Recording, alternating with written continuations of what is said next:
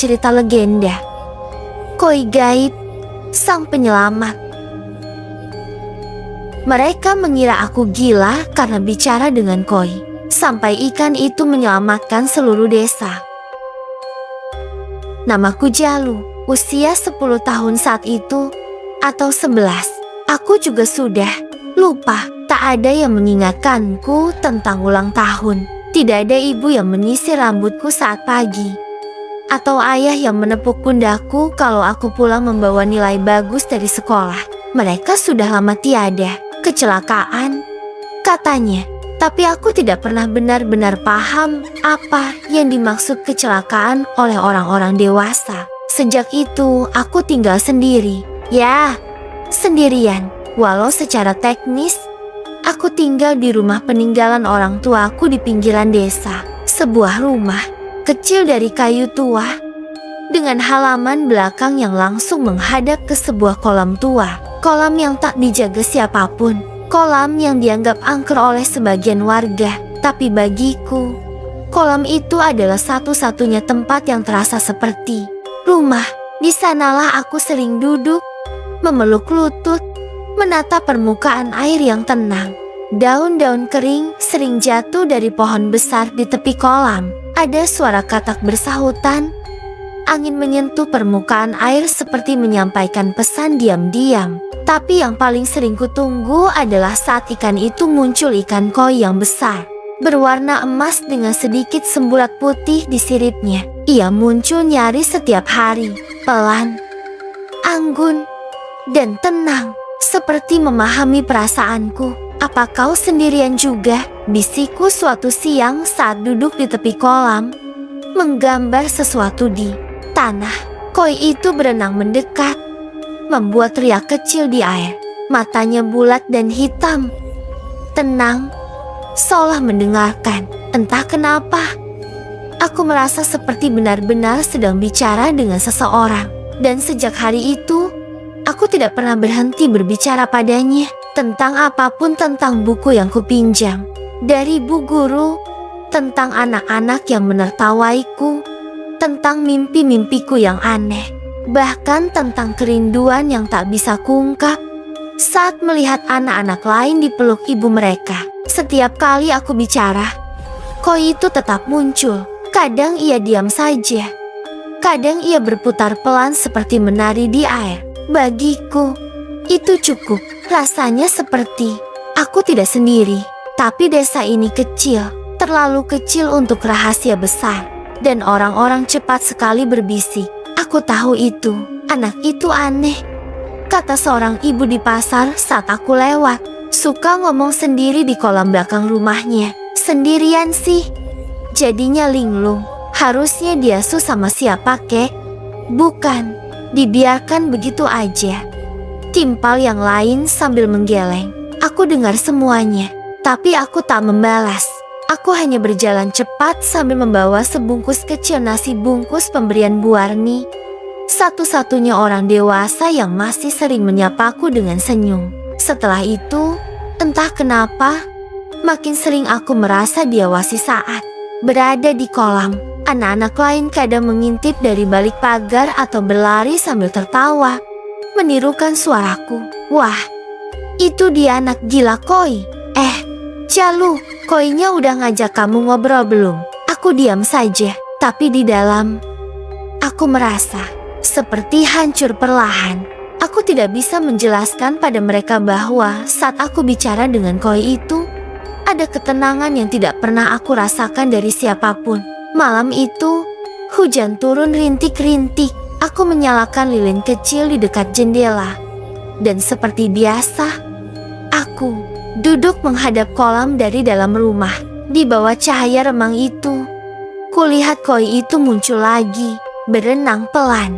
Tapi kali ini, ia menatap langsung ke arahku, lebih lama dari biasanya. Ada sesuatu yang aneh dalam tatapannya, seolah mencoba mengucapkan sesuatu. "Tapi belum waktunya. Kau akan tetap di sini, kan?" tanyaku pelan. "Kalau aku cerita sesuatu, kau akan dengar." Dan malam itu, untuk pertama kalinya sejak orang tuaku pergi, aku menangis. Tapi kali ini aku tidak merasa benar-benar sendiri. Hujan turun semakin deras. Rintik-rintiknya menari di permukaan kolam, menciptakan riak-riak kecil yang terus bergerak. Lilin yang kupasang di jendela mulai goyah. Cahayanya bergoyang seperti berusaha mengikuti irama air. Koi itu masih di sana, diam, tapi tak beranjak. Aku menatapnya dari balik kaca. Entah apa yang membuatku begitu yakin. Tapi aku tahu betul, ia sedang memperhatikanku. Bukan hanya karena aku bicara, tapi karena aku benar-benar sendirian di dunia ini. Dan dia tahu rasanya itu. Aku membuka jendela perlahan. Meski angin malam menyambar wajahku, air hujan langsung menyusup ke dalam rumah. Tapi aku tak peduli. Aku ingin lebih dekat. Aku ingin memastikan perasaanku benar. Aku cuma ingin dimengerti. Kataku pelan, setengah gemetar oleh dingin dan emosi. Aku gak minta apa-apa, gak minta dikasihani, gak minta dihormati. Cuma jangan anggap aku gila saat aku mengucapkan kalimat itu. Koi itu mendongak. Ya, aku tahu ikan tidak punya leher, tapi koi itu seperti menengadah, memandangi hujan, lalu pelan-pelan berenang memutar sekali, 2 kali, dan berhenti di tengah kolam. Tepat di bawah cahaya kilat yang menyambar langit. Aku terdiam. Kilat menyinari sisiknya yang berkilau emas, tapi sesaat sebelum gelap kembali menyelimuti. Aku melihat sesuatu. Matanya sekilas, tapi cukup jelas. Seperti ada bayangan wajah manusia di dalamnya. Aku memundurkan tubuh. Napasku tercekat. Tapi anehnya, tidak ada rasa takut. Justru perasaan lain muncul, campuran antara penasaran dan haru, seperti melihat potongan kenangan yang tertimbun. Dalam mimpi, tiba-tiba, sebuah suara muncul dari arah kolam. Bukan suara manusia, bukan pula suara hewan. Lebih seperti bisikan di dalam dada, jangan takut. Aku menoleh ke kanan dan kiri. Tidak ada siapa-siapa, tapi suara itu tak datang dari luar. Ia seolah lahir dari dalam diriku sendiri. Dan aku tahu, tanpa perlu menjelaskan, Koi itu yang bicara. Air akan pergi, tapi kamu harus tetap di sini. Hanya 2 kalimat, tapi cukup untuk membuat tubuhku gemetar. Aku menutup jendela dengan cepat dan mundur ke sudut ruangan. Bukan karena takut pada Koi itu, tapi pada kenyataan bahwa aku mulai mendengar suara yang tidak bisa dijelaskan. Keesokan paginya, aku tidak langsung ke kolam. Aku hanya duduk di tangga depan rumah, menggenggam tangan sendiri yang masih terasa dingin meski matahari sudah naik tinggi. Aku diam, mendengarkan suara ayam-ayam milik tetangga, suara anak-anak yang berjalan ke madrasah, dan tawa orang-orang yang berseliweran seperti biasanya. Aku ingin jadi seperti mereka, normal, biasa, tidak dicurigai, tidak ditertawai. Tapi sesuatu di dalam diriku berubah sejak malam itu. Ada dorongan aneh di dadaku, seolah aku sedang memegang sebuah rahasia yang tidak boleh aku tinggalkan. Siangnya, aku berjalan ke kolam, perlahan. Tapi sebelum aku sampai, aku mendengar suara. Itu dia, anak yang ngomong sama ikan. Aku berhenti. 2 anak sebayaku berdiri di balik semak dekat pagar. Mereka menatapku sambil tertawa kecil. Salah satunya menirukan gerakanku, pura-pura memegang tangan di dada dan berbicara ke arah kolam. Ikan koi, bisakah kau selamatkan hatiku yang kesepian? Katanya sambil tertawa keras. Aku tak marah, tidak juga tersinggung. Aku hanya menatap mereka lama, sampai tawa mereka hilang sendiri. Mungkin karena ekspresiku terlalu kosong, atau karena mereka tak menemukan reaksi yang mereka harapkan. Mereka pergi, dan aku kembali melangkah ke kolam. Koi itu sudah muncul lebih dulu, seperti menungguku. Aku duduk bersila, mengusap tanah basah dengan ujung jemari. Lalu, entah kenapa, aku mulai bicara lagi. Kali ini pelan, tapi lebih jujur. Kalau air akan pergi, seperti katamu, maksudmu apa? Air yang mana? Sungai? Sumur? Koi itu berenang lebih cepat. lalu berhenti lagi. Aku mengerti satu hal. Ada sesuatu yang akan terjadi, sesuatu yang besar. Tapi mengapa aku yang harus tahu lebih dulu? Sore itu, angin bertiup kencang dari arah barat, dan burung-burung yang biasanya ramai di pohon akasia dekat kolam terbang menjauh lebih awal dari biasanya. Langit berubah sedikit kelabu, dan untuk pertama kalinya, aku merasa kebiasaan berbicara dengan seekor koi bukanlah hal aneh, melainkan panggilan. Hari-hari berikutnya, aku tak lagi sekadar berbicara pada koi itu. Aku mulai mencatat hal-hal kecil yang berubah di sekitarku. Arah angin, perilaku burung, bau air kolam, getaran aneh dari dalam tanah. Semua terasa tak seperti biasanya. Tapi, aku tak tahu harus cerita pada siapa. Aku hanya anak kecil yang sering bicara sendiri di tepi kolam. Anak yatim yang dicap aneh. Siapa yang akan mendengar? Suatu sore, saat aku baru saja meletakkan buku catatanku di batu besar dekat kolam, koi itu muncul lagi lebih cepat dari biasanya. Ia berenang gelisah, siripnya bergerak cepat, sesekali memercikan air keluar kolam. Aku belum pernah melihatnya seperti itu. Apa yang terjadi? Bisikku sambil mendekat ke tepi kolam. Tiba-tiba air kolam bergetar. Bukan karena koi itu berenang cepat, tapi benar-benar seperti ada sesuatu yang mengguncang tanah dari dalam. Aku berdiri, degup jantungku makin cepat. Lalu, BUMM, sebuah suara berat terdengar dari kejauhan. Getarannya terasa sampai ke telapak kakiku. Tak lama kemudian, suara gonggongan anjing menggema dari arah barat desa. Suara ayam berlarian. Suara orang-orang mulai keluar rumah. Ada yang panik, ada yang bingung. Aku berlari ke depan rumah. Di kejauhan, kulihat asap tipis mengepul ke langit dari arah persawahan. Warga mulai berkerumun. Aku ikut bergabung. Berdiri di balik tubuh-tubuh tinggi yang menutupi pandangan. Pipa irigasi utama jebol, teriak salah satu petani. Air dari bendungan gak ngalir lagi ke desa. Kepala desa datang terburu-buru. Wajahnya pucat. Ia bicara pada beberapa orang dewasa sambil menunjuk-nunjuk ke arah barat. Aku tidak mengerti seluruh percakapannya, tapi aku menangkap satu kalimat. Kalau gak segera ditangani, dalam seminggu sawah-sawah itu bisa mati. Sawah mati berarti desa akan krisis. Dan saat orang-orang mulai panik, aku hanya berdiri di sana. Tubuhku diam, tapi pikiranku berputar cepat. Karena 1 jam sebelum pipa jebol itu terjadi, koi itu telah memberiku tanda. Aku menyaksikannya sendiri.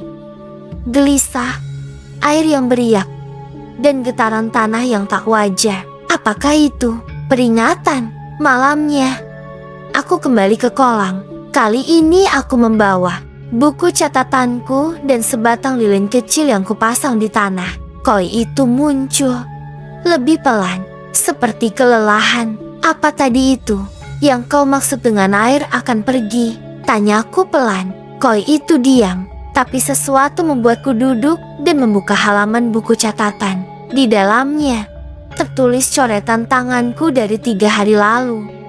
Burung-burung menjauh lebih awal. Air kolam tetap jernih saat hujan lebat. Aku membacanya keras-keras, dan entah kenapa, koi itu mulai berputar pelan di tengah kolam. 3 kali, lalu berhenti, lalu berputar sekali lagi.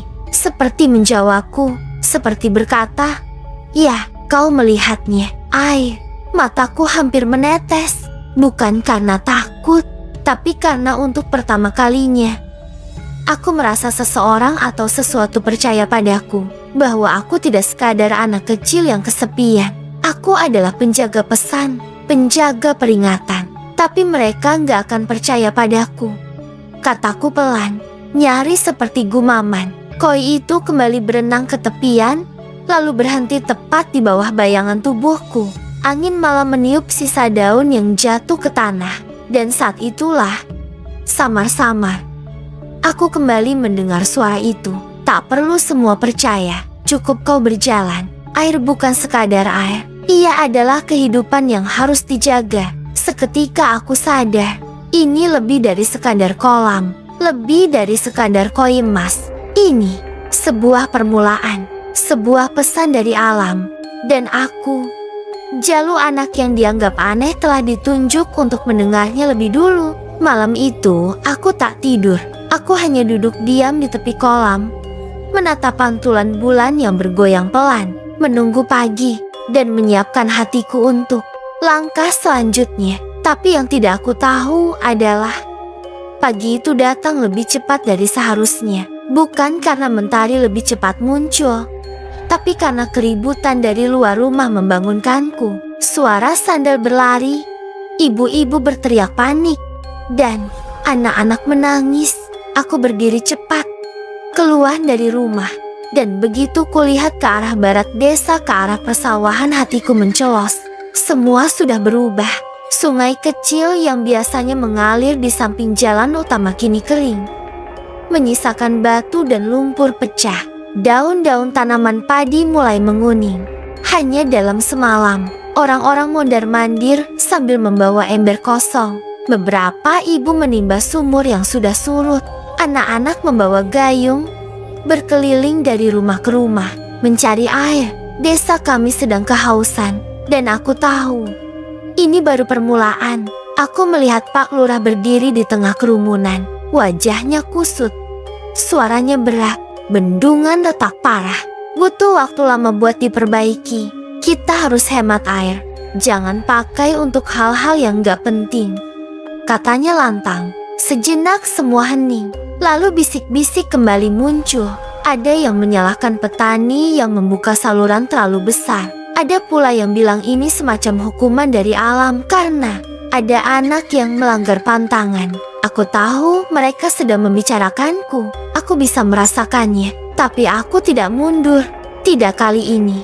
Aku maju ke tengah kerumunan, mendekati Pak Lurah. Degup jantungku makin keras. Tapi suara dari kolam malam itu terus terngiang di telingaku. Tak perlu semua percaya. Cukup kau berjalan, Pak. Suaraku sedikit bergetar. Saya tahu ini mungkin terdengar aneh, tapi kolam di belakang rumah saya, airnya nggak pernah surut. Semua orang langsung menoleh. Kolam tua itu, anak ini mulai lagi. Pak Lurah menatapku tajam. Kamu bicara soal kolam yang kamu anggap rumah ikan ajaib itu. Aku mengangguk. Bukan saya yang anggap, tapi ikan itu memang berbeda. Dia tahu apa yang akan terjadi. Dia kasih saya petunjuk. Beberapa orang tertawa, beberapa menggelengkan kepala. Tapi ada juga yang terlihat ragu seperti ingin percaya, tapi terlalu takut dianggap bodoh. Anak ini perlu dibawa ke dukun desa. Sudah terlalu jauh imajinasinya, bisik seorang bapak tua. Tapi sebelum siapapun bisa bergerak lebih jauh, dari arah barat terdengar teriakan lain. Pak Lurah, lihat ini. Semua menoleh. Seorang petani menunjuk sawah yang paling dekat dengan kolam belakang rumahku. Meski lahan lain mengering, sawah yang satu itu masih hijau. Air mengalir dari bawah permukaan, seperti ada mata air yang baru muncul, persis di ujung saluran yang terhubung dengan kolam di rumahku. Hening, semua mata kini menatapku. Kau bilang ikan itu memberimu petunjuk? Tanya Pak Lurah. Nadanya lebih pelan. Aku mengangguk lagi. Ia bilang air bukan sekadar air, dan kolam itu bukan cuma kolam. Pak Lurah menghela napas panjang. Kalau begitu, besok pagi tunjukkan kolammu itu padaku. Hatiku berdegup kencang, bukan karena takut, tapi karena aku tahu waktuku bicara sudah habis.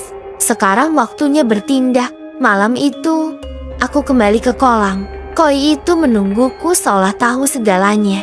Aku duduk bersila, menggenggam buku catatan di tangan. Besok mereka datang. Aku nggak tahu mereka akan percaya atau malah menghancurkan tempat ini. Koi itu berenang ke tengah, membuat lingkaran kecil yang perlahan membesar, lalu berhenti. Dan dari kedalaman air yang bening, aku melihat cahaya halus mengambang di bawah tubuhnya, seperti jalan. Tapi belum bisa kulalui. Aku siap, kataku pelan. Kalau memang aku harus menjagamu dan menjaga mereka juga. Koi itu berenang ke tepian, lebih dekat dari sebelumnya. Dan malam itu, untuk pertama kalinya, ia menyentuh ujung jariku dengan siripnya. Tak ada suara, tak ada cahaya ajaib, tapi ada sesuatu yang berubah di dalam hatiku. Aku tahu, besok segala hal akan mulai berguncang. Dan benar saja, pagi itu sebelum matahari naik sepenuhnya, halaman rumahku sudah penuh sesak oleh warga desa. Beberapa berdiri dengan wajah penasaran. Sebagian lainnya menyilangkan tangan dengan ekspresi skeptis. Anak-anak duduk berdesakan di bawah pohon. Bisik-bisik tak henti sambil menatap ke arah kolam tua di belakang rumahku. Pak Lurah datang terakhir.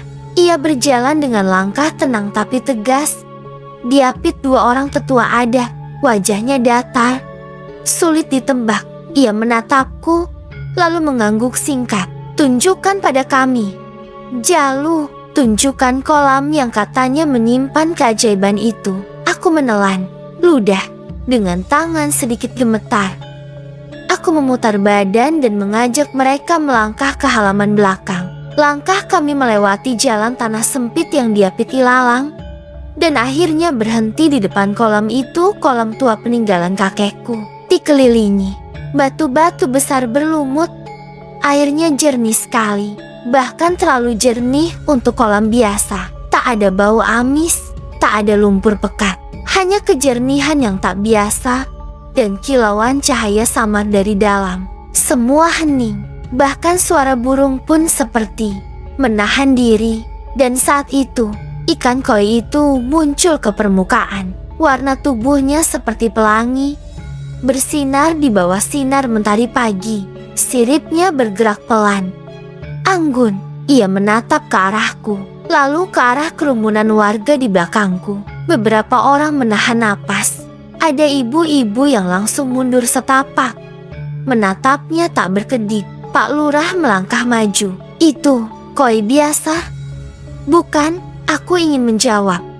Tapi sebelum aku sempat buka mulut, sesuatu terjadi. Air di kolam itu beriak pelan. Tapi riaknya bukan riak biasa. Ia membentuk pola, seperti tulisan atau lambang, yang entah kenapa semua orang bisa memahaminya secara naluriah. Pola itu seperti berbicara, bukan dengan suara, tapi dengan rasa. Seolah kolam itu sedang bertanya, kau datang ke sini untuk percaya atau untuk menghakimi? Beberapa warga menunduk. Tetua ada terlihat gelisah. Dan tiba-tiba, seorang anak kecil namanya Rani maju perlahan dan berlutut di tepi kolam.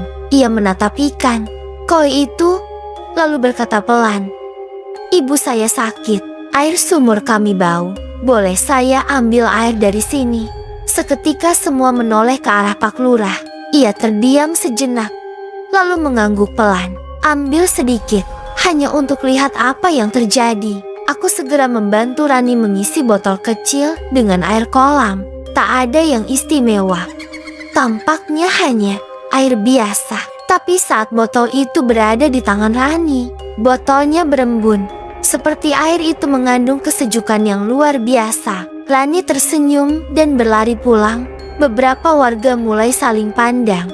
Sebagian maju ke depan. Tapi sebelum mereka sempat berkata apa-apa, salah satu tetua adat melangkah ke depan. "Jalu," katanya pelan, "kolam ini bukan kolam biasa." Aku baru ingat sesuatu.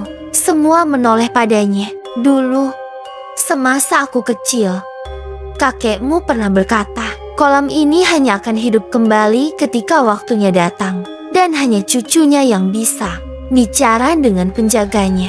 Aku membeku. "Kakekmu memang aneh," lanjutnya. "Tapi dia pernah bilang, saat tanah ini kekeringan dan hati manusia mengering karena keserakahan, seekor penjaga akan muncul, ikan koi, tapi bukan koi biasa." Dia membawa pesan dan penyejuk hati. Desa menjadi hening. Semua mata kembali padaku kini bukan dengan ejekan atau sindiran, tapi pengharapan. Pak Lurah mengambil langkah maju. Ia menatapku lurus. "Kalau begitu, Jalu, jaga kolam ini dan jaga airnya." Mungkin memang ada sesuatu yang belum kita fahami. Tapi saat ini, kami tak punya pilihan lain selain percaya. Aku mengangguk, meski kakiku gemetar. Aku tahu, ini baru awal. Karena malam itu, saat semua warga telah pulang dan kolam kembali tenang, koi itu kembali mendekat padaku dan berkata dalam hatiku, "Pintu pertama telah kau buka, tapi bayangan masih akan datang." Aku menggenggam lututku erat-erat, sebab aku mulai mengerti. Ini bukan hanya tentang kolam, ini tentang sesuatu yang jauh lebih besar dari yang bisa kupahami. Dan semuanya baru saja dimulai. Malam itu, aku tak bisa tidur. Bahkan suara jangkrik pun terasa asing di telingaku. Aku duduk di sisi ranjang reyot, memandangi cahaya bulan yang menyorot ke permukaan kolam. Airnya tenang, terlalu tenang. Tapi di dalam ketenangan itu, aku merasa ada yang mengintip, mengawasi. Seperti ada mata-mata tak terlihat yang bersembunyi di balik bayangan air. Tiba-tiba, koi itu muncul.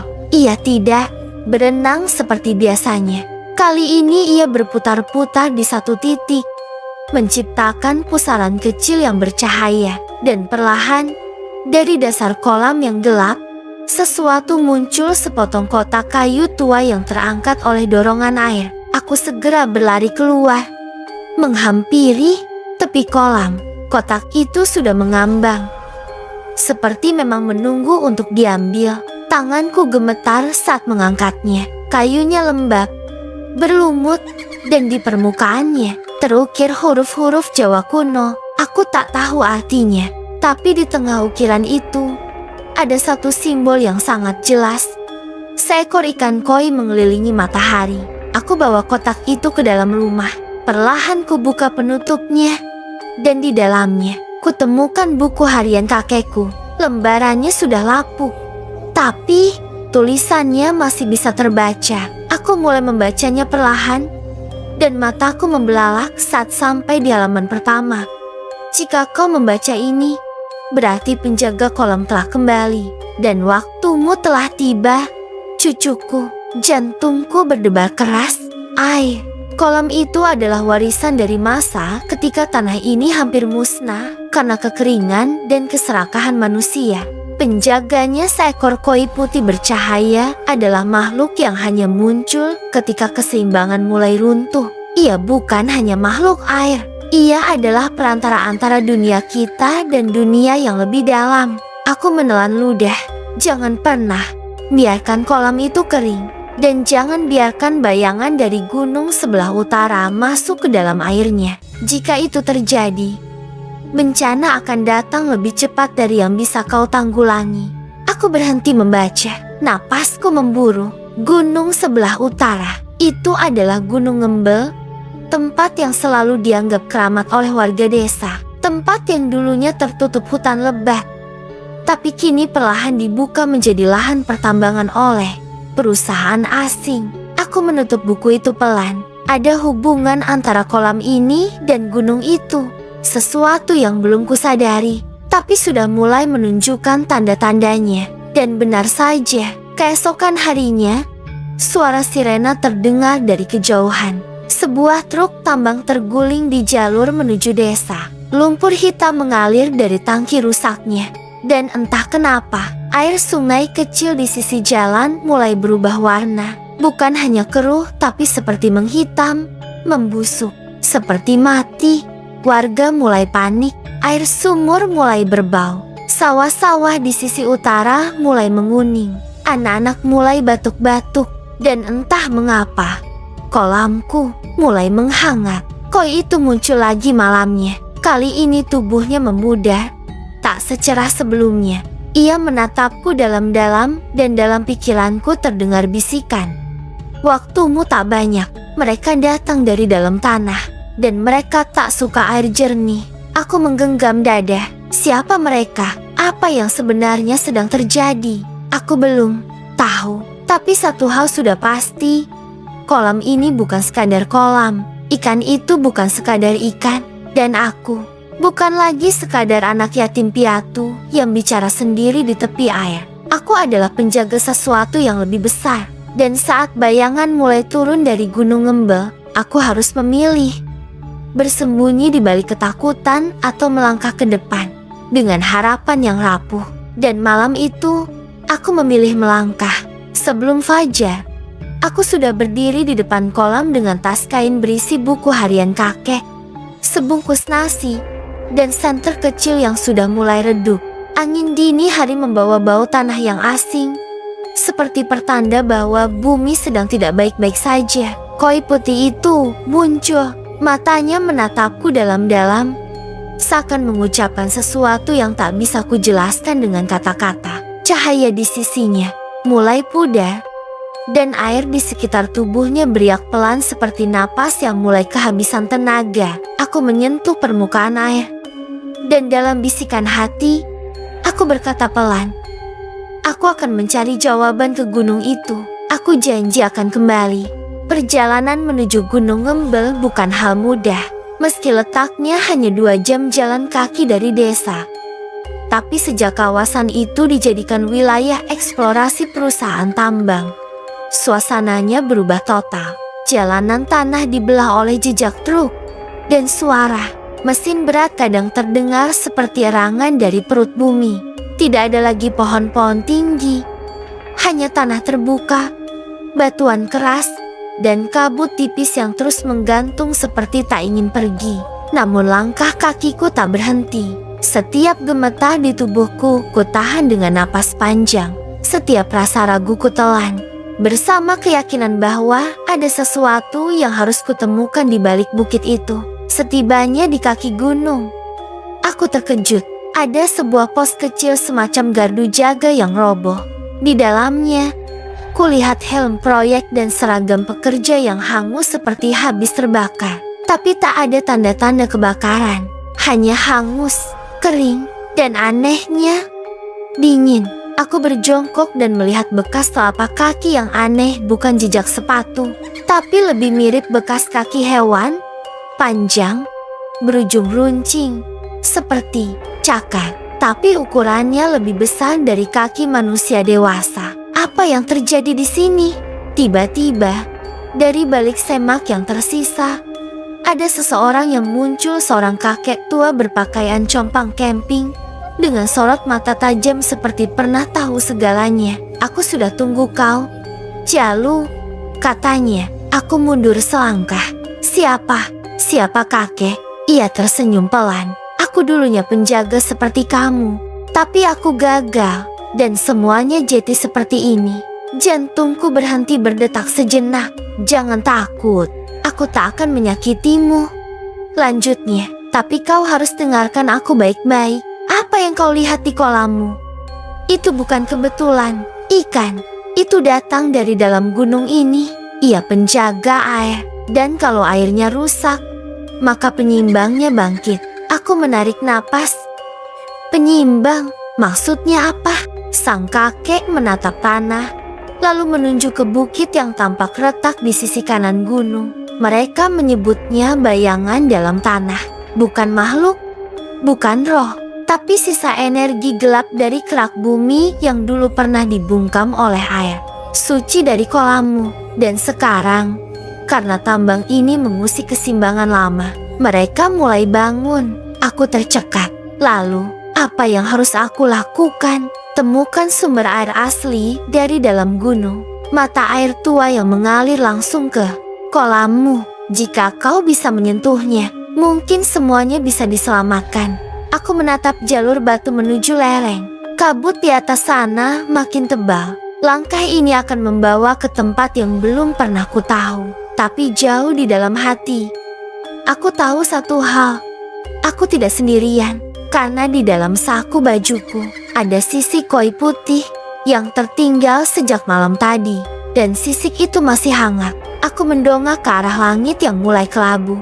Baiklah, bisikku, aku akan naik. Langkahku menapaki batu-batu lembab menuju celah sempit di sisi gunung. Udara di sekelilingku dingin dan berat, seakan tiap helaan napas membawa beban dari masa lalu yang terlupakan.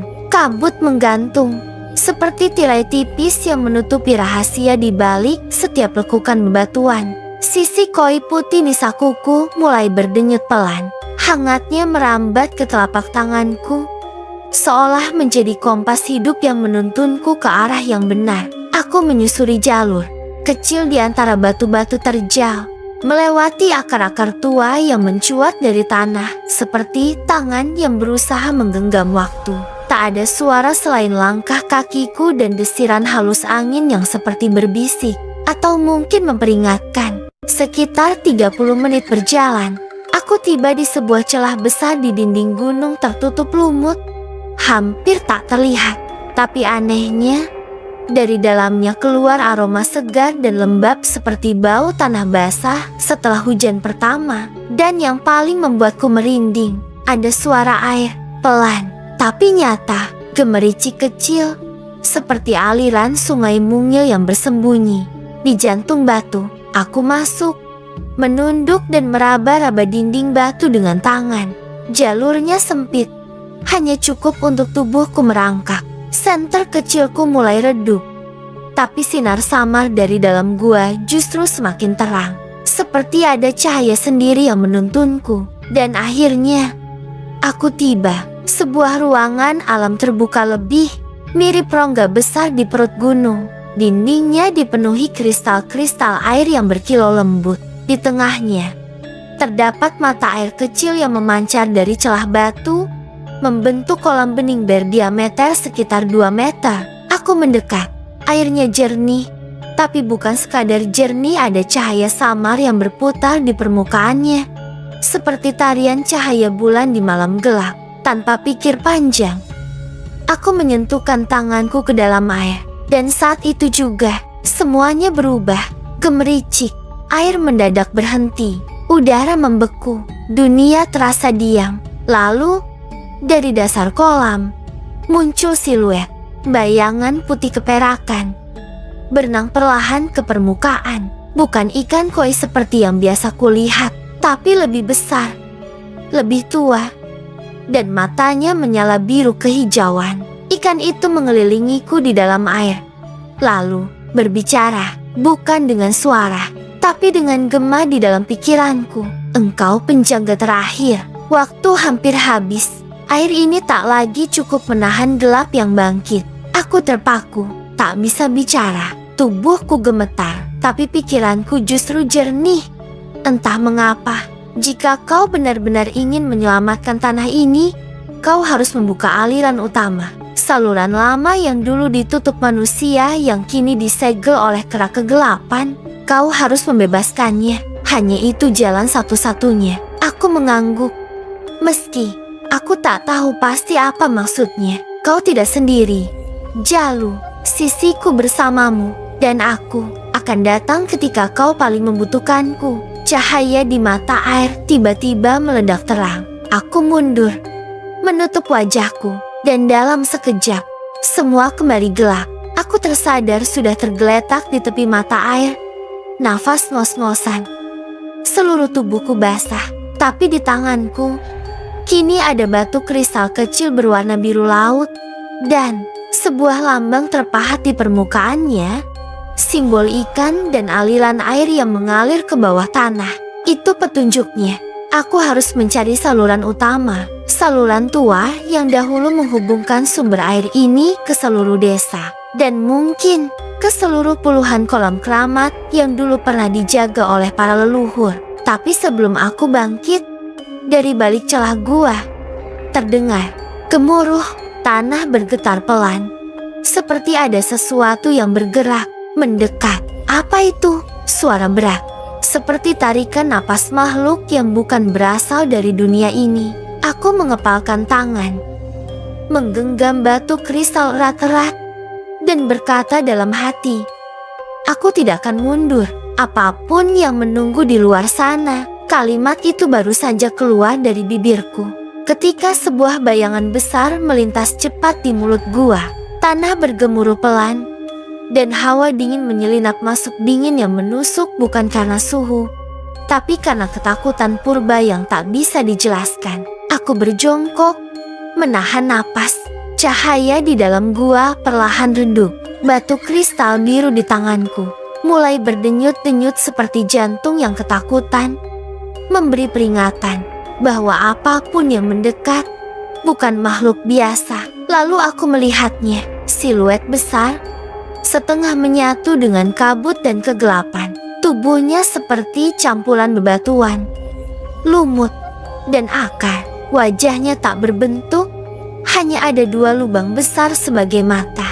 Dan dari lubang itu mengalir kabut tipis. Makhluk itu tidak menyerang.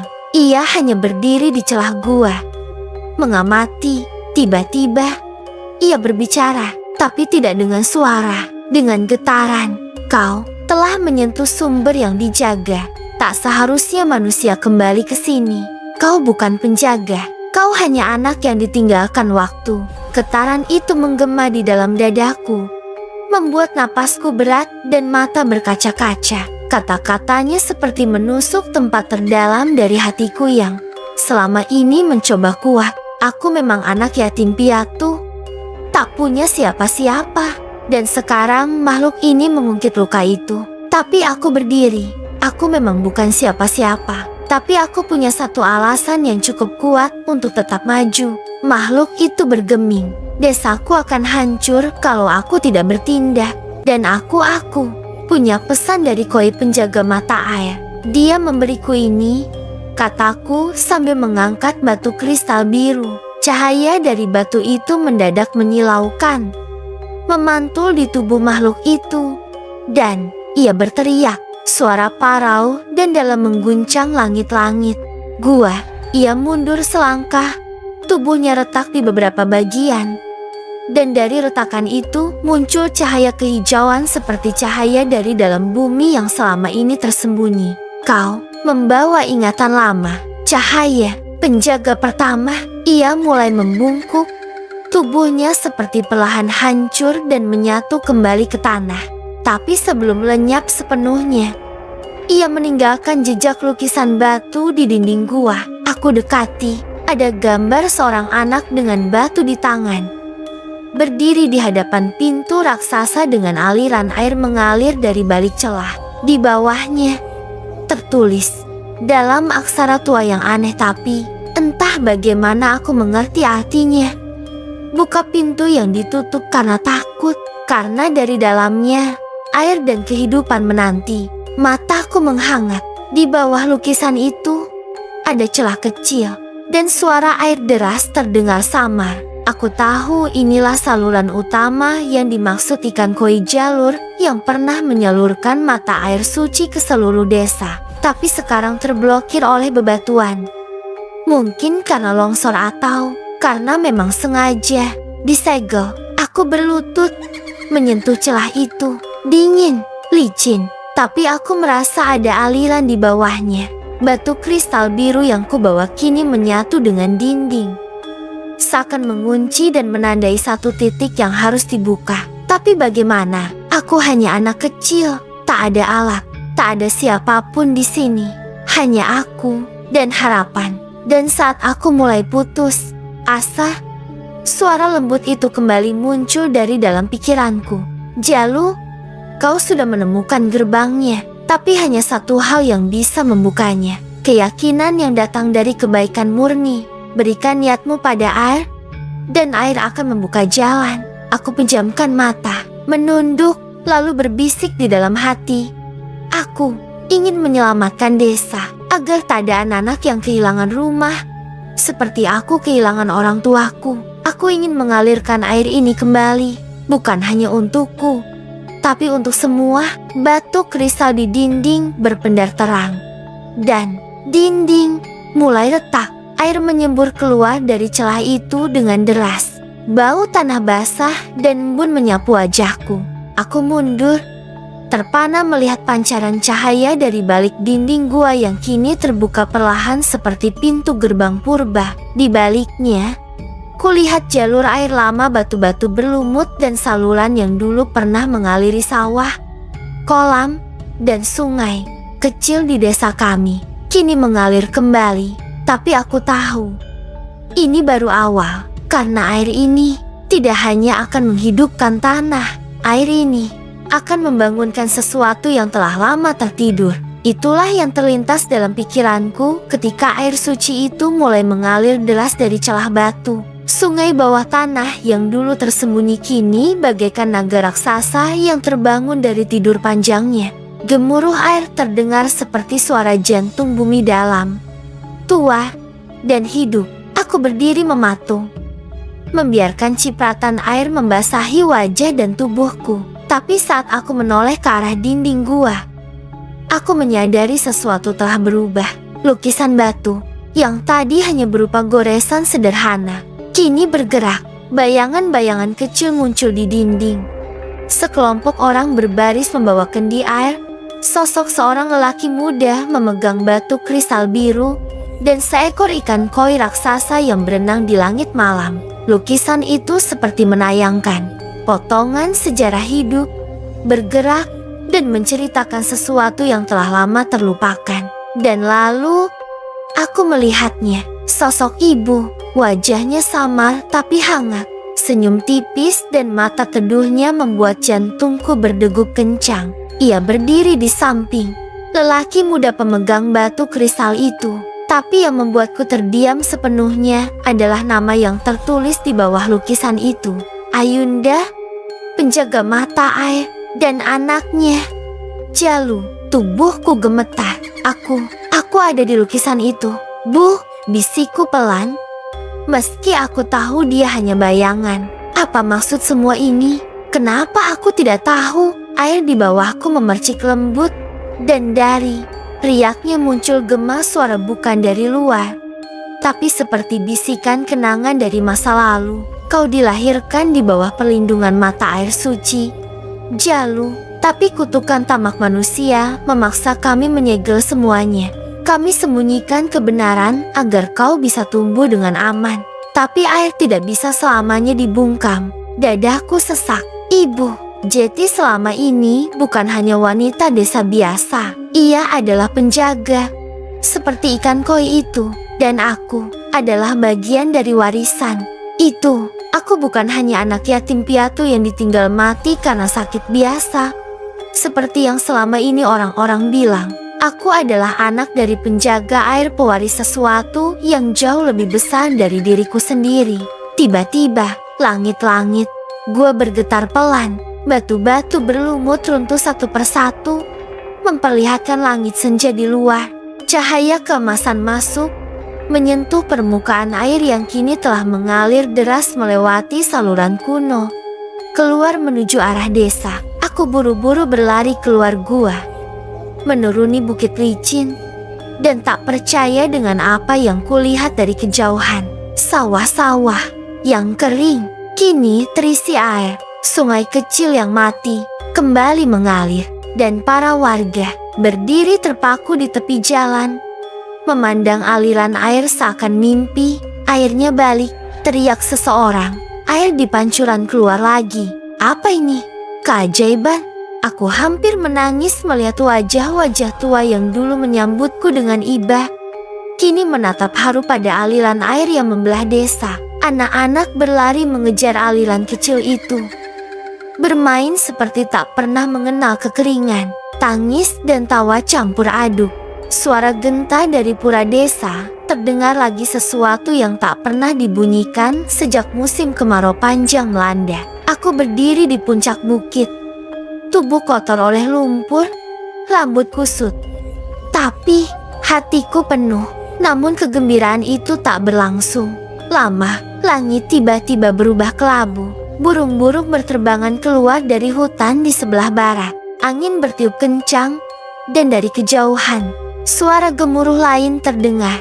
Bukan dari air, dari tanah. Tanah di sekitar desa mulai retak. Getaran terasa seperti gendang raksasa yang dipukul dari bawah tanah.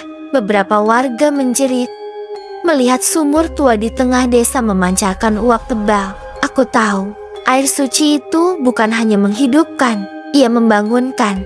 Penjaga terakhir. Dan aku harus kembali, karena perjalanan ini belum berakhir. Aku menatap retakan tanah yang menjalar dari kaki bukit hingga ke jantung desa, seperti akar hitam yang tumbuh dari dalam bumi. Suara gemuruh terus mengguncang, diselingi angin panas yang meniup bau aneh, bau logam dan tanah basah. Desa yang tadi bersorak bahagia kini berubah tegang. Orang-orang panik berlarian, mencari anak-anak dan memanggil nama satu sama lain. Aku ingin turun dan membantu, tapi suara Koi di dalam pikiranku muncul lagi, tenang tapi mendesak. Jangan turun, kamu harus kembali ke gua. Ini belum selesai. Apa maksudmu? Desa ini mereka butuh aku, teriakku dalam hati. Kalau kau tetap di sini, semua akan musnah, termasuk mereka. Aku menggigit bibir, lalu memutuskan berbalik arah. Kembali menaiki bukit, menuju gua. Kakiku lelah, tapi hatiku jauh lebih berat. Saat aku masuk kembali, cahaya senja dari luar digantikan oleh temaram biru dari batu kristal di dalam gua. Air kini mengalir deras ke arah bawah tanah, masuk ke lorong-lorong yang sebelumnya tertutup. Dan di tengah genangan, ia muncul lagi. Ikan koi raksasa itu berenang pelan di kolam kecil. Tubuhnya memendar seperti bintang di air gelap. Tapi kali ini, di atas kepalanya muncul mahkota air berbentuk tetesan yang melayang, berputar, dan tak menyentuh tubuhnya. Aku telah membangunkan penjaga terakhir, katanya pelan. Suaranya lebih dalam dari sebelumnya, seperti suara seorang tua bijak yang hidup 1000 tahun. Siapa penjaga itu? Kau? Aku terdiam. Jalu, anak Ayunda, pewaris garis pelindung mata air. Hanya kau yang bisa mengikat kekuatan ini kembali sebelum semuanya terlepas. Bagaimana caranya? Ikan koi mengibaskan ekornya. Dinding gua terbuka, memperlihatkan sebuah ruangan tersembunyi dalam, gelap, dan dipenuhi ukiran tua. Di tengahnya ada bola kristal seukuran kepalan tangan, memancarkan cahaya lembut yang seolah memanggilku. Batu itu adalah segel air. Jika kau menyatu dengannya, kau akan bisa menenangkan bumi. Apa maksudmu menyatu? Koi itu tak menjawab, tapi dari balik bayangan muncul sosok samar. Ibuku, bukan bayangan seperti sebelumnya, tapi jelas ia tampak lebih muda, mengenakan selendang putih dan mahkota bunga di kepalanya. Jalu, katanya dengan suara yang nyaris membuatku menangis. Kalau kau menyatu dengan segel itu, kau tidak bisa kembali jadi manusia seperti biasa lagi. Kau akan menjadi bagian dari mata air ini untuk menjaga dan menyeimbangkan bumi, sama seperti aku dulu. Hatiku seakan diremas. Aku tak mau kehilangan semua ini, Bu. Tapi aku juga tak mau lihat mereka menderita. Ia mengangguk. Itu sebabnya hanya kau yang bisa memilih. Aku mundur. Mataku berkaca-kaca. Desa, orang-orang yang dulu mencemoohku, kini berteriak-teriak ketakutan. Tapi di antara mereka, ada anak-anak yang dulu memberiku sepotong roti, ada Bu Rati yang mengusap kepalaku saat aku kelaparan, dan ada mimpi yang pernah kubangun, hidup seperti anak biasa. Tapi kalau aku tak melakukannya, desa ini akan runtuh. Tanganku gemetar saat menyentuh segel air, dan saat jari-jariku menyentuhnya, dunia berhenti.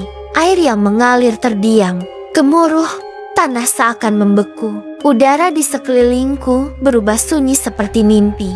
Di dalam bola kristal itu, aku melihat semuanya.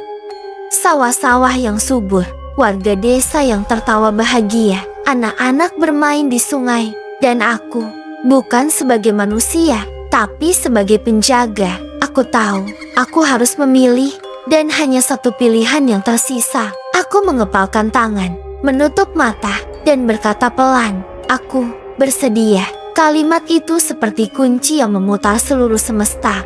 Di dalam gua itu, segel air menyala terang, nyaris menyilaukan, hingga aku harus menutup mata. Tapi meski kelopak mataku terpejam, aku bisa melihat atau lebih tepatnya merasakan semua yang terjadi di sekitarku. Tubuhku perlahan terasa ringan, seolah aku sedang tenggelam dalam air hangat yang sangat dalam. Namun tak membuatku sesak. Semua rasa sakit, kelelahan, dan bahkan ketakutan menguap perlahan.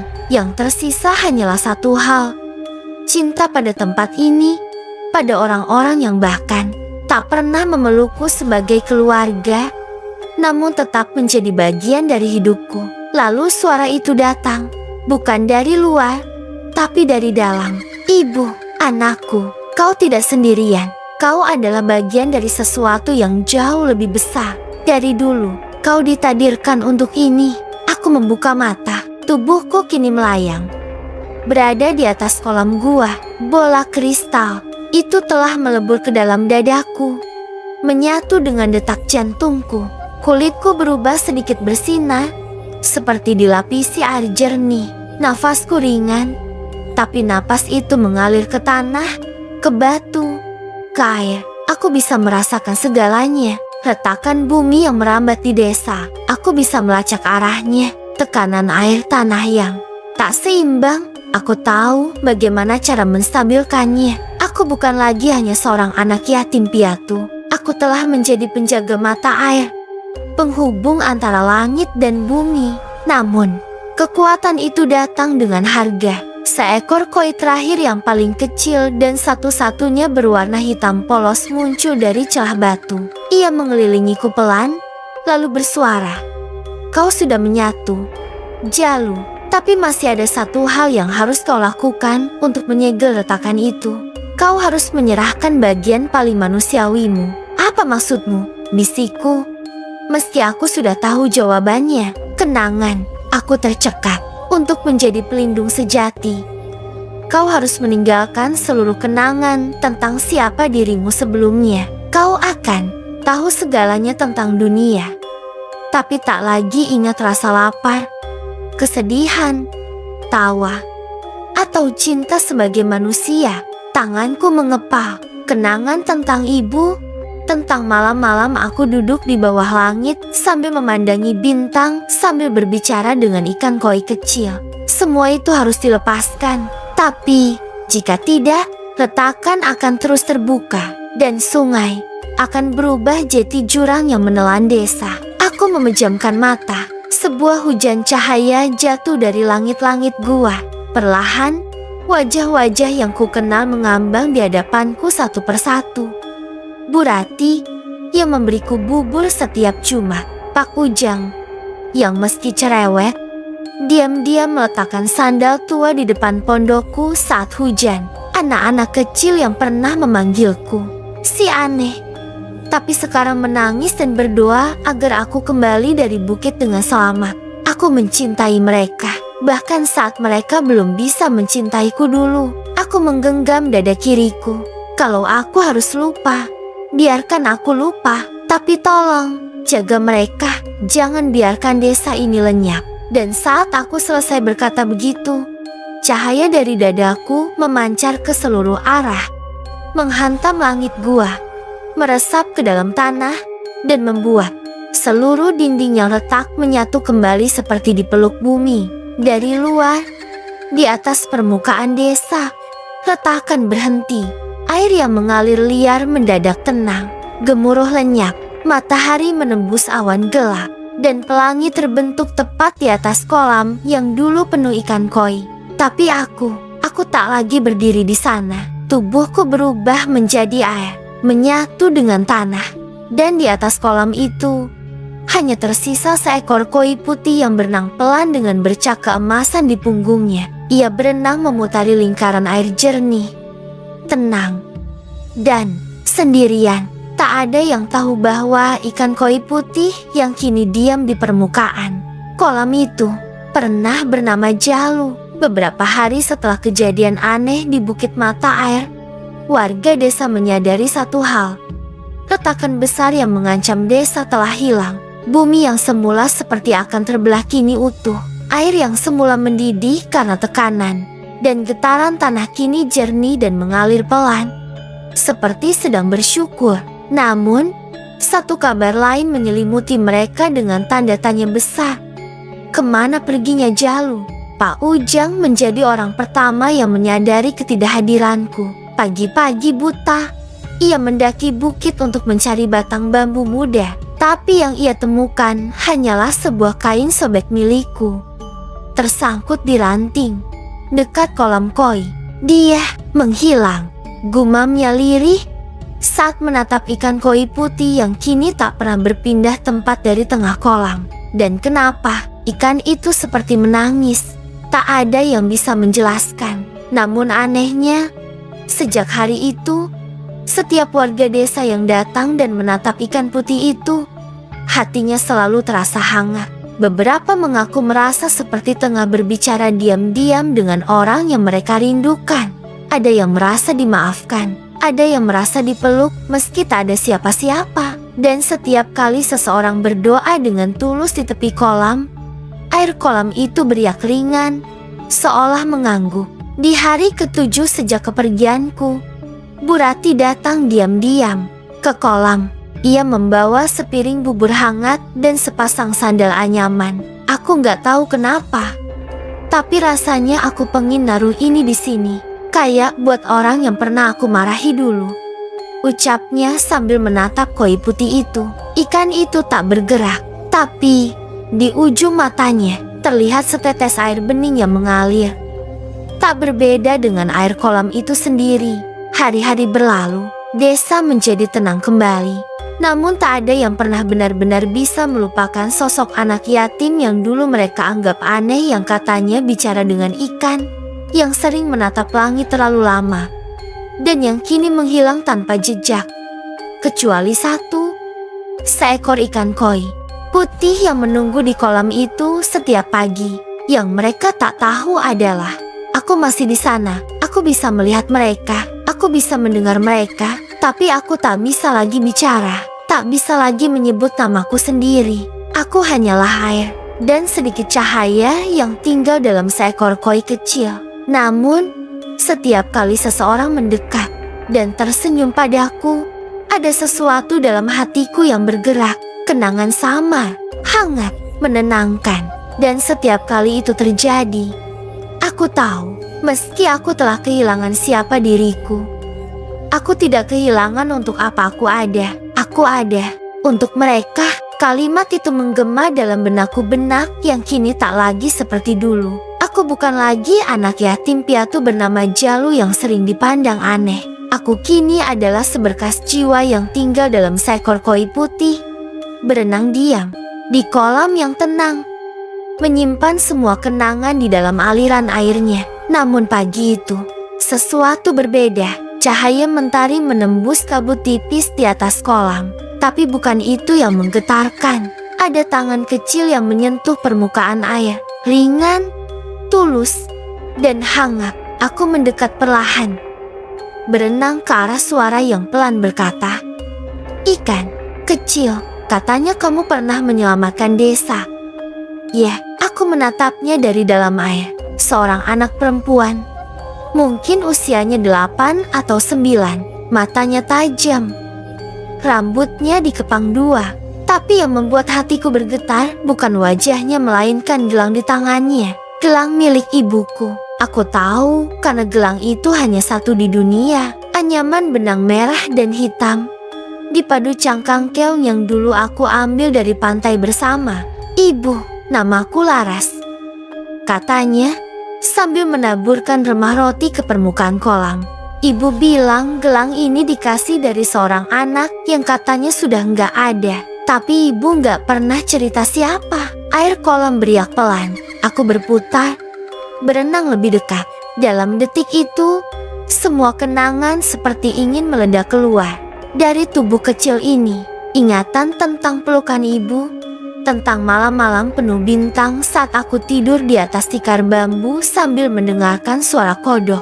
Dan satu hal yang tak pernah aku tahu, bahwa ibuku tidak benar-benar meninggalkanku. Dia selamat, dia masih hidup, dan anak ini adalah adikku. Laras tersenyum, lalu menggenggam air. Aku nggak tahu kenapa, tapi aku selalu ngerasa kolam ini jagain aku. Kayak kamu ngerti aku.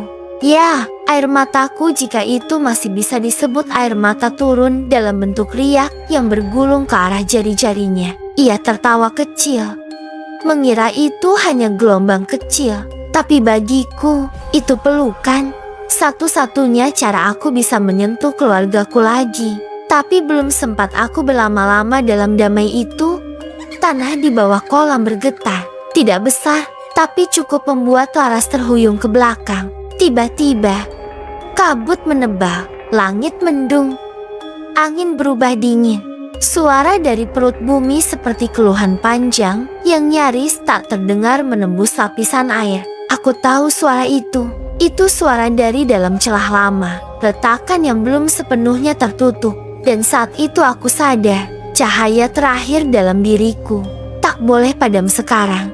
Karena kalau tidak, Laras bisa jadi aku yang berikutnya. Aku berenang sekuat tenaga ke dasar kolam, menyusuri saluran rahasia di mana dulu aku pernah masuk sebagai manusia. Tapi kali ini, aku masuk bukan untuk mencari jawaban, melainkan untuk memberikan segalanya. Jika aku harus lenyap, maka biarlah hari ini menjadi harinya. Asal mereka semua selamat. Aku menyusup ke celah batu yang sempit di bawah kolam. Saluran rahasia yang hanya aku atau makhluk seperti aku bisa melewatinya. Setiap gerakan ekorku membawa rasa sakit yang semakin tajam. Seakan tubuh kecil ini mulai kehilangan darah. Tapi aku tak boleh berhenti. Tidak sekarang. Suara gemuruh dari perut bumi makin jelas. Bukan hanya sekadar retakan biasa, ini peringatan. Sesuatu yang selama ini kupikir telah dikunci, ternyata hanya tertidur, menunggu waktu untuk bangkit kembali. Dulu, saat aku masih manusia, aku mendengar cerita lama dari almarhum kakek. Katanya, kolam tempatku jatuh dulu adalah penutup dari sebuah jalan dalam yang menembus lapisan bumi. Jalan itu bisa membawa kehidupan atau kehancuran. Kakek mempercayainya. Tapi orang-orang desa menertawakannya sama seperti mereka menertawakanku yang berbicara pada koi. Kini aku tahu, semuanya nyata. Aku menyelam makin dalam, melewati pusaran air yang semakin ganas. Di dasar, aku menemukan sesuatu yang selama ini hanya jadi dongeng. Sebuah pintu batu berlumut dengan simbol-simbol aneh yang bersinar samar. Di tengahnya, retakan kecil dari mana keluar cahaya kehijauan seperti nafas makhluk purba yang sedang terbangun dari tidur panjangnya. Aku mengitari pintu itu, dan di sanalah aku melihat rohku. Ya, bukan cerminan, bukan bayangan roh manusia yang pernah menjadi aku. Ia berdiri di antara kabut, dengan mata yang sendu dan luka menganga di dada, luka yang kudapat di hari aku terjatuh ke kolam bertahun-tahun lalu. Kamu datang juga akhirnya, kata sosok itu. Suaranya lirih tapi jelas. Aku harus menutup semuanya untuk mereka, jawabku dalam pikiranku. Tapi entah bagaimana, ia mengangguk, seolah mengerti bahasa batinku. Kamu tahu konsekuensinya, kan? Aku tahu. Menutup pintu ini berarti melepaskan seluruh ingatanku. Tak akan ada lagi Jalu, tak ada koi putih, tak ada suara batin, dan tak akan ada kenangan tentang ibu, tentang Laras, tentang siapa aku dulu. Tapi aku juga tahu, kalau pintu ini terbuka, semua akan hancur. Aku mengangguk, dan sosok itu tersenyum tipis, lalu berjalan perlahan ke arah pintu batu. Kita tutup bersama, tapi setelah ini, hanya salah satu dari kita yang bisa kembali. Aku tak sempat bertanya apa maksudnya, karena tiba-tiba getaran dahsyat mengguncang celah itu. Air mulai naik, pusaran terbentuk, dan pintu batu berderit keras, seperti akan terbuka. Saat itulah aku melesat, membenturkan tubuhku ke retakan cahaya hijau itu dengan seluruh kekuatan terakhir yang kupunya. Ledakan cahaya memenuhi ruang itu, panas, perih, tapi damai. Dan dalam hitungan detik semuanya gelap, hening. Aku merasa kosong. Tapi tiba-tiba, suara samar terdengar, seperti teriakan, seperti nyanyian, seperti tangisan seseorang di atas kolam. Ikan putihnya kemana? Tadi di sini, koinnya hilang. Laras, aku ingin membuka mata, ingin kembali ke permukaan, ke cahaya, ke pelukan yang tak pernah ku terima saat kecil. Tapi aku tidak tahu lagi siapa aku. Aku hanya air, arus, energi.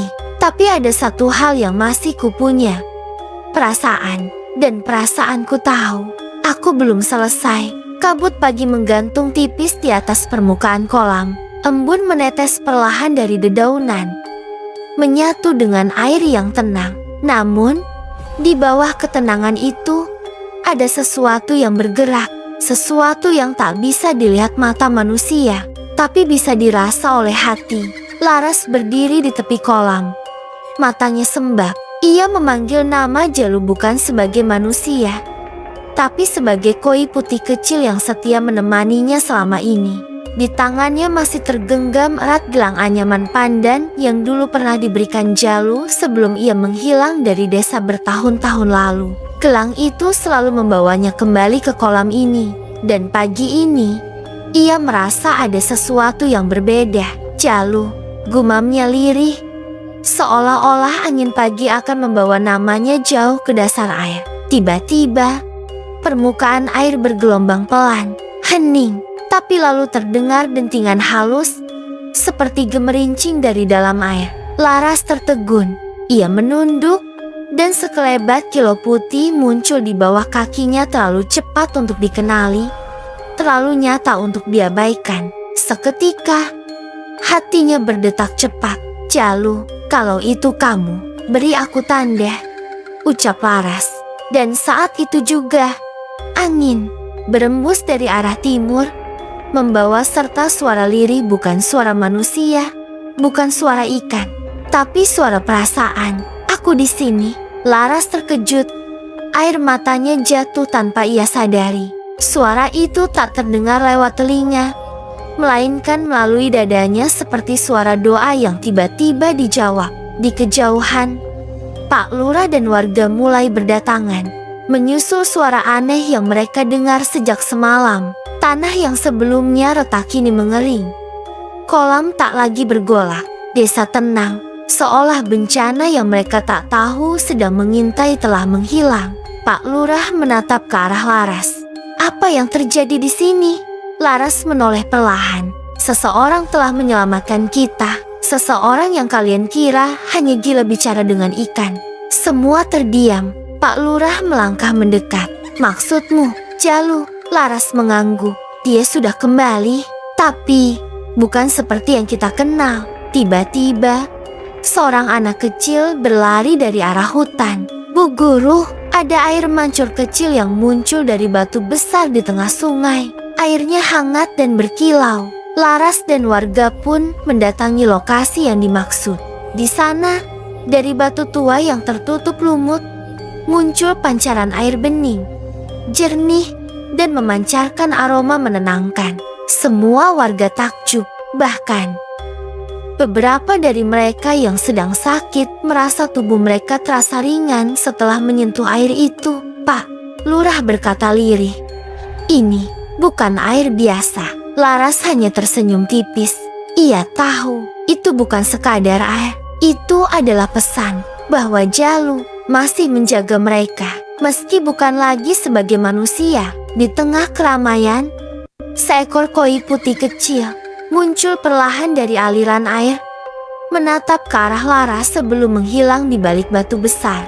Tak ada yang melihatnya, kecuali Laras. Dan kali ini, ia tak menangis. Ia tahu Jalu belum benar-benar pergi. Namun justru karena itulah, hatiku kini diuji oleh pilihan yang tak pernah kubayangkan sebelumnya. Pagi itu, setelah semua warga menyaksikan pancuran ajaib yang muncul dari batu sungai dan merasakan sendiri ketenangan dari airnya, desaku seperti diselimuti harapan baru. Mereka percaya ada keajaiban yang menjaga tempat ini, tapi hanya aku yang tahu siapa sosok di balik keajaiban itu. Di malam harinya, aku duduk sendiri di tepi kolam. Langit penuh bintang, dan angin malam terasa lembut di kulitku. Dalam diam, aku menggenggam kembali gelang pandan pemberian Jalu. Aku tahu malam ini dia akan datang. Dan benar saja, dari dalam kolam muncul riak lembut. Seekor koi putih berenang perlahan ke arahku. Tapi bukan sekadar ikan biasa mata itu. Tatapan itu Jalu. Aku belum pergi. Laras, bisik suara dalam hatiku. Tapi waktuku di sini tak akan lama lagi. Dunia ini bukan milikku sepenuhnya. Air mataku menetes. Kalau begitu, biarkan aku ikut bersamamu kemanapun. Tapi Jalu menggoyangkan ekornya pelan. Tak semudah itu. Pilihan yang kau buat sekarang akan menentukan takdirmu selamanya. Ia menjelaskan jika aku memilih untuk tinggal di desaku, aku bisa hidup damai, membawa harapan dan pengetahuan yang kudapat dari pengalaman bersamanya. Tapi jika aku memilih ikut dengannya, aku harus meninggalkan dunia manusia. Aku akan selalu ada, ucapnya. Tapi tak bisa lagi kau genggam. Aku terdiam lama. Pilihan itu seperti memotong jiwaku jadi dua. Lalu, embun turun. Langit bergetar pelan. Udara menjadi hening seolah menantikan jawabanku. Akhirnya, aku menggenggam erat gelang pandan itu, menatap mata koi putih di hadapanku, dan berkata, aku tak akan lari dari hidupku. Jalu, aku akan tinggal, tapi aku akan menyampaikan kisahmu, agar dunia tahu, keajaiban itu nyata, dan cinta itu bisa melampaui bentuk, waktu, bahkan dunia. Dan untuk pertama kalinya, koi putih itu melompat ke permukaan air, berputar dalam gerakan elegan, lalu menghilang ke dalam pusaran cahaya kecil di dasar kolam. Pagi harinya, kolam itu tidak lagi biasa. Airnya berubah jernih keemasan. Warga mulai menyebutnya kolam penjaga desa. Tapi bagiku, itu akan selalu menjadi tempat di mana cinta, kehilangan, dan pengorbanan bersatu. Dan aku masih di sini.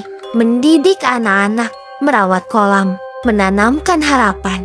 Karena meski Jalu tak lagi bisa kulihat, aku tahu ia masih menjagaku, menjaga kami semua. Hari-hari setelah itu terasa berbeda, bukan karena langit berubah warna atau tanah tiba-tiba menjadi subur, tapi karena hatiku tak lagi sama. Aku mulai bangun setiap pagi dengan rasa syukur yang lebih dalam. Udara pagi kini seolah membawa bisikan Jalu dalam setiap hembusannya. Saat aku menyiram tanaman, memberi makan ayam, atau sekadar duduk di teras sambil memandangi kolam, aku tahu aku tak benar-benar sendiri. Desa kami kini perlahan berubah. Air dari kolam penjaga membawa berkah. Sawah-sawah yang dulu retak kini kembali hijau. Warga desa tak lagi memandangku dengan kasihan atau heran. Mereka mulai mendekat, bertanya, meminta diajarkan apa yang ku tahu. Larasku ini bukan lagi anak kecil, kata Pak Lurah suatu sore sambil menepuk pundakku. Kau sudah seperti cahaya di desa ini. Aku tersenyum, tapi ada rasa perih yang mengintip dari balik senyumku. Karena yang mereka lihat hanyalah aku yang di luar. Mereka tak tahu bahwa sebagian dari diriku masih tertinggal di dasar kolam itu bersama Jalu. Namun, aku tak pernah menyesal. Jika waktu bisa diputar, aku akan tetap memilih hal yang sama. Sebab yang membuat kita benar-benar hidup bukan seberapa banyak yang kita miliki, tapi seberapa dalam kita mencintai dan dicintai kembali. Dan aku, meski yatim piatu, telah mengalami cinta paling tulus dari makhluk yang tak berasal dari dunia ini. Tapi hatinya jauh lebih manusia dari banyak manusia. Malam-malam sunyi masih sering datang. Kadang aku menangis dalam diam. Tapi setiap kali aku merasa lelah, suara itu kembali berbisik lembut di kepalaku. Aku di sini, Laras, selalu di sini. Dan aku akan kembali tenang. Kini, setiap kali anak-anak desa bermain di tepi kolam dan bertanya kenapa airnya bisa menyembuhkan atau kenapa ada ikan yang tampak bercahaya, aku hanya tersenyum dan menjawab, karena dulu aku pernah dicintai. Seekor koi. Kalimat itu keluar begitu saja dari mulutku, disambut dengan tawa anak-anak yang tak paham maknanya. Tapi satu anak perempuan kecil ayu, cucu buruknya, menatapku lekat-lekat. Matanya bening, tapi dalam seperti kolam itu sendiri. Mbak Laras, bisiknya saat anak-anak lain sudah pulang. Ikan koinya masih di sana ya, yang jaga desa ini? Aku tak langsung menjawab, tapi saat ku tatap matanya, aku merasakan sesuatu yang aneh, perasaan hangat dan berdesir. Persis seperti saat pertama kali aku mendengar suara Jalu dalam hatiku. Kenapa kamu tanya begitu? Tanyaku pelan. Ayu menggenggam jari-jariku. Tadi malam aku mimpi. Mbak, ada ikan besar bercahaya. Dia bilang aku harus bilang ke Mbak Laras tentang sesuatu yang tertinggal di dasar kolam. Jantungku berdegup keras. Tanpa pikir panjang, aku mengajak Ayu ke kolam saat itu juga. Matahari sudah mulai turun, langit berubah keemasan. Air kolam terlihat lebih tenang dari biasanya, atau justru terlalu tenang. Aku berdiri di tepiannya, sementara Ayu menutup matanya dan menggumamkan sesuatu. Lalu, entah dari mana, gelembung-gelembung kecil muncul di tengah kolam, bergerak seperti membentuk lingkaran. Dan di dalam lingkaran itu, perlahan naik sesuatu. Bukan ikan, bukan benda, tapi bayangan. Seperti siluet cahaya yang membentuk sosok koi raksasa, tapi lebih bersinar, lebih halus seperti roh yang hendak berpamitan. Aku menahan napas. Dari dalam benakku, suara itu terdengar lagi. Suara yang begitu kurindukan. Laras, waktuku sudah habis, tapi warisan kita belum selesai. Aku tak mampu menahan air mata. Air ini akan terus hidup selama cinta itu tetap tumbuh di desa ini, tapi akan mati jika kebencian kembali bertunas. Bayangan koi itu mulai memudar. Aku ingin berteriak, ingin menghentikan waktu, tapi tubuhku tak bisa bergerak. Sampaikan pada mereka, Laras, cinta itu bukan hanya milik manusia, tapi kekuatan yang bisa menyelamatkan dunia. Seperti kau telah menyelamatkanku dulu. Dan dalam sekejap, semuanya hilang. Tak ada gelembung, tak ada cahaya, hanya kolam yang kembali sunyi seperti biasa. Ayu menggenggam tanganku lebih erat. Dia sudah pamit? Ya, Mbak, aku mengangguk. Pelan, menatap langit yang kini berwarna merah keunguan. Hatiku kosong, tapi sekaligus penuh. Aku sadar kisahku dengan Jalu mungkin telah berakhir, tapi pesan darinya baru saja dimulai. Hari-hari berlalu sejak malam itu. Desa kembali tenang. Kolam tetap memantulkan langit seperti biasa. Tapi bagiku, ia tak lagi sama. Ia bukan sekadar genangan air, tapi cermin dari semua yang telah berubah. Dan semua yang masih harus dijaga. Aku mulai sering duduk di tepi kolam. Bukan untuk berbicara dengan Jalu seperti dulu, tapi untuk berbicara pada siapapun yang datang. Anak-anak, ibu-ibu, bahkan para pemuda yang dulu menertawakanku. Mereka duduk, mendengarkan, dan perlahan percaya. Kalian tahu, ucapku suatu sore sambil menaburkan makanan ikan ke permukaan air. Kadang kita nggak bisa lihat keajaiban, tapi itu bukan berarti keajaiban itu nggak ada. Mungkin bentuknya tak terlihat, tapi dampaknya bisa terasa. Seumur hidup, warga desa mulai menjaga kolam. Tak ada lagi yang buang sampah sembarangan. Bahkan Pak Lurah mengusulkan agar kolam itu dijadikan taman desa dengan nama Telaga Jalu. Saat peresmian, aku diminta memberikan sambutan. Tanganku gemetar. Tapi saat kulihat ke arah kolam, seolah ada bayangan samar seekor koi besar yang melingkar pelan di dalamnya. Aku tahu Jalu hadir, meski tak bisa dilihat siapapun. Desa ini pernah berada di ambang kehancuran, kataku dengan suara bergetar. Tapi yang menyelamatkan kita bukan kekuatan besar atau senjata, melainkan seekor ikan yang hatinya lebih manusia dari banyak manusia. Tepuk tangan mengisi udara. Tapi yang membuat mataku berkaca-kaca adalah saat aku melihat anak-anak berlari di sekeliling kolam sambil menyanyikan lagu yang mereka karang sendiri. Koi yang baik, teman setia, jaga desa, jaga cinta. Dalam air kau berpesan, jangan benci, Jangan lupakan. Ayu menghampiriku dan menyelipkan sesuatu ke tanganku. Sebuah kertas kecil. Digambar tangan.